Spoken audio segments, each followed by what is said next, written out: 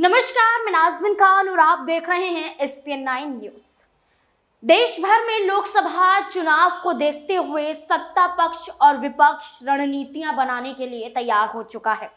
सत्ता पक्ष जहां पर लोकसभा चुनाव से पहले छोटे छोटे दलों को साध रहा है, तो वहीं विपक्ष इंडिया गठबंधन को मजबूत करने का दावा करता हुआ नजर आ रहा है। ऐसे में एक राज्य की बात करें जहां घमासान देखने को मिल रहा है, बिहार की बात करें तो बिहार में एक बड़ा सियासी मोड़ आता हुआ नजर आ रहा है। बिहार में नीतीश कुमार जिस तरीके से एनडीए के सामने एक बड़ी बात रखते हुए नजर आते हैं। बिहार के मुख्यमंत्री नीतीश कुमार कहते हैं कि लोकसभा का चुनाव और विधानसभा चुनाव एक साथ होना चाहिए। नीतीश कुमार ये बातें कहते हैं ताकि नीतीश कुमार को ना सिर्फ लोकसभा चुनाव में बल्कि विधानसभा चुनाव में भी फायदा होता हुआ नजर आए।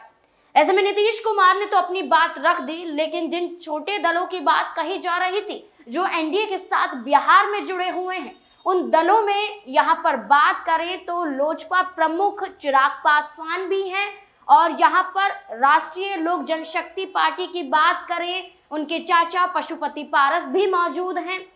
ये दो अलग दल हैं, एक दल से दो दल बने हैं और यहाँ पर ये छोटी पार्टियां कही जाती हैं, लेकिन यहाँ पर एक बड़ा युद्ध देखने को मिलता है चाचा भतीजे में।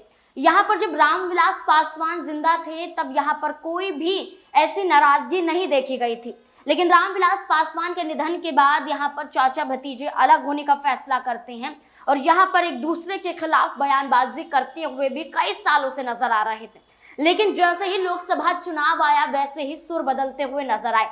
जहां एक वक्त पर चिराग पासवान जब जमुई जाते हैं और जमुई की जनता के बीच में मीडिया के सामने कहते हैं कि वो अपने चाचा का बहुत सम्मान करते हैं, अपने चाचा के साथ यहां पर चुनाव लड़ते हुए नजर आएंगे, तो वहीं पशुपति पारस की बात करें तो वो भी यहां पर खुलकर बोलते हुए दिखाई देते हैं। लोकसभा चुनाव के लिए प्रभारी बनाना बहुत जरूरी हो जाता है, तो ऐसे में राज्य में प्रभारी बनाए गए, जिसमें से आपको ये बता दें कि हाजीपुर में यहाँ पर प्रभारी अनिल चौधरी को बनाया गया है। ये काम यहाँ पर पशुपति पारस का था और उन्होंने जिम्मेदारियां यहाँ पर प्रभारी के रूप में विधायकों को दी। अब यहाँ पर प्रभारी तो बना दिए गए हैं, लेकिन पशुपति पारस से एक बड़ा सवाल भी पूछा गया।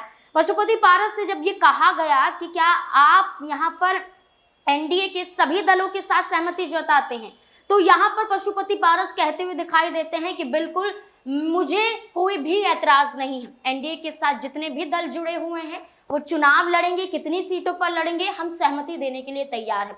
चिराग पासवान जो यहाँ पर उन्हें पसंद नहीं आते थे, अपने ही भतीजे का गुणगान गाते हुए नजर आते हैं।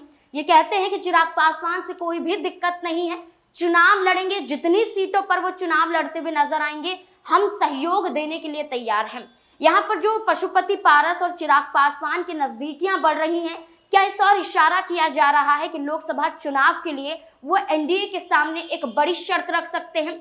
जैसे कि चिराग पासवान का जिक्र करें तो वो 6 सीटों पर चुनाव लड़ने की बात करते हुए इस बार भी नजर आ रहे हैं। वहीं पशुपति पारस भी मांग कर रहे हैं यहाँ पर कम से कम 4 से 5 सीटों की। अब ये देखना होगा कि एनडीए क्या इतनी सीटें इन्हें देता हुआ नजर आता है या नहीं।